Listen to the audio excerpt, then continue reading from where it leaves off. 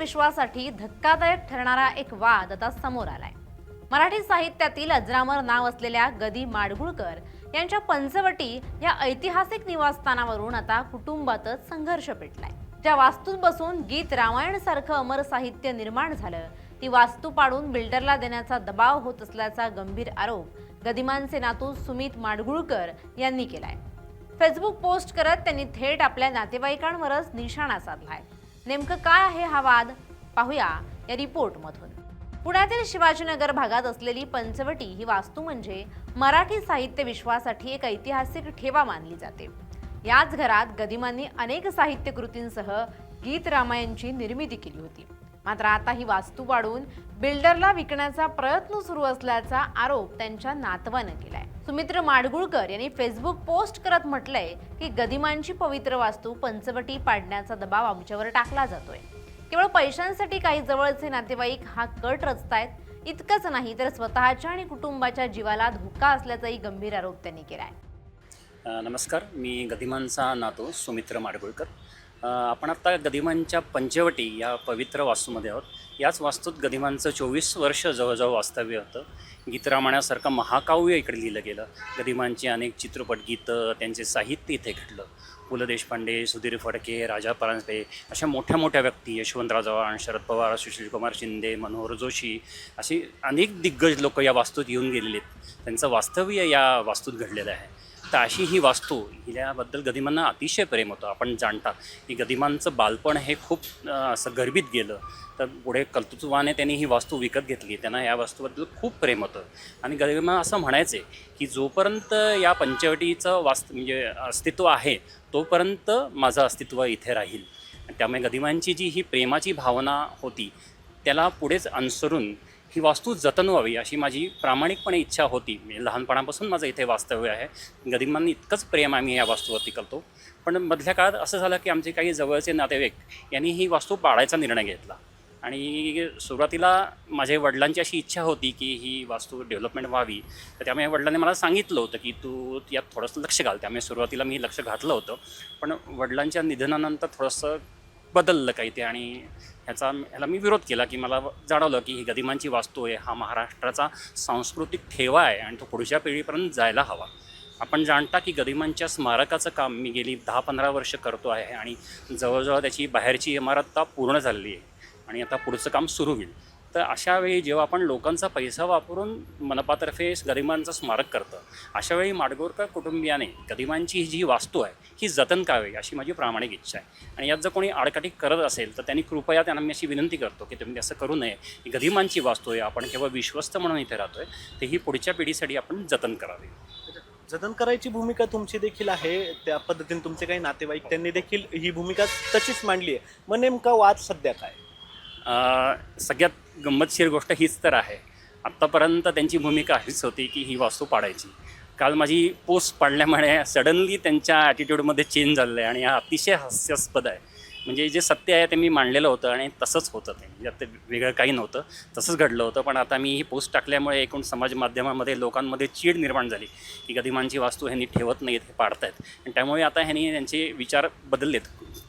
Definitely खोटं आहे त्यांच्या मनात तसं आधी काही नव्हतं, हे पाडायच्याच मागे होते आणि म्हणूनच केवळ ही स्टेप मी घेतली होती। आपण जाणं काही गदिमांचं नाव मोठं आहे, त्यांच्या नावाला काही बट्टा लागू नये, कधी कमी होऊ नये याच्यासाठी इतक्या दिवस मी गप्प होतो। पण अनफॉर्च्युनेटली मला धमक्या देणं किंवा बिल्डरची वेगवेगळी माणसं आत शिरणं, आता तुम्ही जाणता की बिल्डर किंवा गुंड प्रवृत्तीची काही लोकं अशी घरामध्ये शिरायला लागली की जी परवानगी न घेता शिरायची। तर अशा केसमध्ये आमच्या जीवाला धोका निर्माण झाला आणि म्हणून मी ही स्टेप घेतलेली आहे। माझे कोणाशी वाद नाहीत, हे वाद वाढायची माझी इच्छाही नाही। माझी एवढीच इच्छा आहे की गदिमांची ही वास्तू जतन व्हावी, तो महाराष्ट्राचा ठेवा आहे। येऊन बोलताना काल सांस्कृतिक मंत्री आशिष शेलार देखील असं म्हणाले की वास्तू जतन झाली पाहिजे आणि याचं जतन करण्याचं काम देखील आम्ही पाठपुरावा निश्चित करू। तर त्या संदर्भात काय सांगू? अतिशय चांगली भूमिका आहे शेलार सरांची। जर खरंच त्यांनी अशी भूमिका घेतली आणि महाराष्ट्र गव्हर्नमेंटतर्फे या वास्तूचं जतन करण्यात आलं तर सगळ्यात उत्कृष्ट पर्याय हा राहील। म्हणजे ज्यांना खरंच नातेवाईकांपैकी कोणाला जर खरंच पैशाची गरज असेल आणि त्यांना जर हे विकायची नीड असेल तर या केसमध्ये महाराष्ट्र गव्हर्नमेंटने ही वास्तू घ्यावी आणि ती जतन करावी, हे सगळ्यात चांगला उपाय राहील. जर मला आशिष शेलारकर म्हणले होते की मी माडगुळकर कुटुंबियांशी संपर्क करीन, तर त्यांचा मला फोन आला तर डेफिनेटली मी त्यांना हे सुचवीन की तुम्हाला शक्य असेल तर तुम्ही जरूर ही वास्तू घ्यावी आणि ती जतन करावी. आमचे नातेवाईक आणि काही जवळची माणसं आम्हाला धमकी देतात आणि पुनर्विकासासाठी वास्तू जमीनदोस्त करण्यासाठी दबाव टाकतायत. जोपर्यंत पंचवटी उभी आहे तोपर्यंत माझं अस्तित्व जगात राहील असं गदिमांनी स्वतः म्हटलं होतं. असा दावा करत ही वास्तू कोणत्याही परिस्थितीत पाडू देणार नाही असा इशारा सुमित्र माडगुळकर यांनी दिलाय. या संदर्भातच बोलण्यासाठी गदिमांच्या सुनबाई आपल्यासोबत आहेत. काय सांगाल नेमका काय हा जो संपूर्ण वाद आहे किंवा तुम्ही जी फेसबुक पोस्ट केली होती तर त्या संदर्भात काय सांगाल? मी जी फेसबुक पोस्ट केली होती त्याचं कारण असं होतं की सुमित्रने डायरेक्ट समाज माध्यमांवरून जे लोकांना सांगितलं ते त्यामुळे लोकांचे गैरसमज होत होते आणि त्यांना असं वाटत होतं की मी पाडते घर आणि पंचवटी मला नको आहे. हे त्यामुळे अशी कधीच माझी भूमिका नव्हती आणि एकदम डायरेक्ट तो का समाज माध्यमांकडे गेला मला माहिती नाही. आणि मला असं वाटतं की थोडंसं लोकांचं कसं आहे की महाकवी गदिमा सगळ्यांचाच आपला वीक पॉईंट आहे, त्यामुळे त्यांचं नाव कॅच करायचा त्याने प्रयत्न केला असावा. आणि त्याची जी भूमिका आहे ती आम्हा सर्व माडगुळकर कुटुंबाची तीच आहे. अहो वर्षानुवर्ष आम्ही या बंगल्यात राहिलो आहे, 5 पिढ्या आमच्या इथे राहिल्या आहेत आणि या वास्तूविषयी जितकं प्रेम आहे तितकं कोणालाच नसेल इतकं आहे आम्हाला. आणि या वास्तूचा आणि आम्हाला गदिमांचा अभिमानही आहे. आणि दुसरी गोष्ट म्हणजे तुम्हाला सांगायची की ही पाडायची अशी जर वेळ आली तर अशासारख्या वेदना इतक्या आमच्या हृदयाला होतील की ते नकोच वाटेल आम्हाला. त्यापेक्षा गव्हर्मेंटने जर हे घेतलं आणि त्याच्या वारसांना काय ते कॉम्पेन्सेशन दिलं आणि ही वास्तू जर तशीच ठेवली तर ते आम्हाला हवं आहे. पण पाडून पैसे कमवणं ही आमची वृत्ती नाही.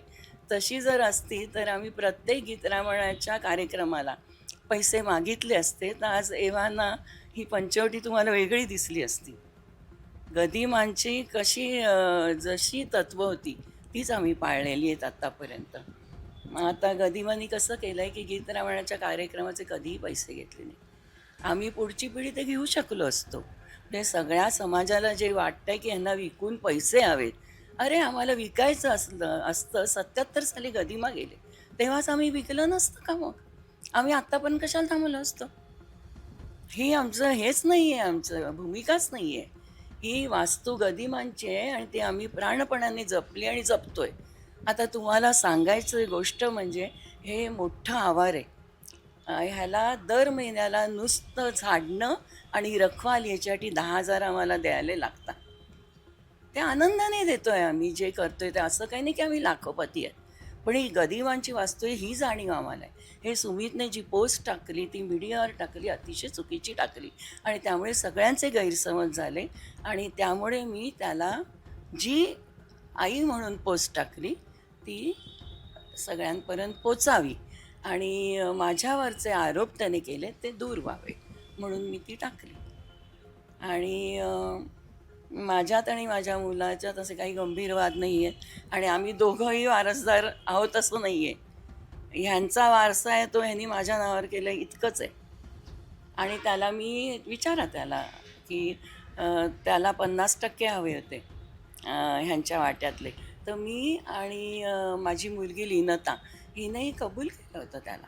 पण हे काय एकदम त्याला झालं मला कळलं नाही, ते तुम्ही त्यालाच विचारा काय ते. आणि माझी सर्व मराठी साहित्य रसिकांना आणि गदिमाप्रेमींना अशी विनंती आहे की कृपया गैरसमज करून घेऊ नका.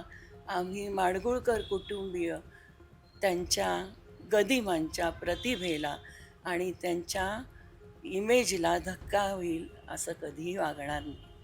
थँक्यू.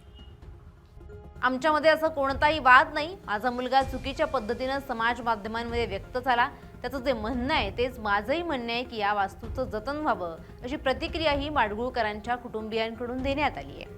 या प्रकरणामुळे आता साहित्यप्रेमी आणि गदिमांचे चाहते भावनिक झाले आहेत, कारण पंचवटी ही केवळ एक इमारत नसून मराठी संस्कृतीचा आणि साहित्याचा ऐतिहासिक वारसा मानला जातो. आता या वादावर कुटुंबियांकडून किंवा प्रशासनाकडून काय भूमिका घेतली जाते याकडे सर्वांचं लक्ष लागलंय. गदिमांच्या पंचवटीवरून सुरू झालेला हा वाद आता केवळ कौटुंबिक राहिलेला नाहीये, तर मराठी साहित्याच्या वारशाशी जोडलेला संवेदनशील मुद्दा बनलाय. पंचवटी जपली जाणार की पुनर्विकासाच्या विळख्यात जाणार हे पाहणं आता महत्त्वाचं ठरणार आहे. प्रथमेश तांबे, LS मराठी, पुणे.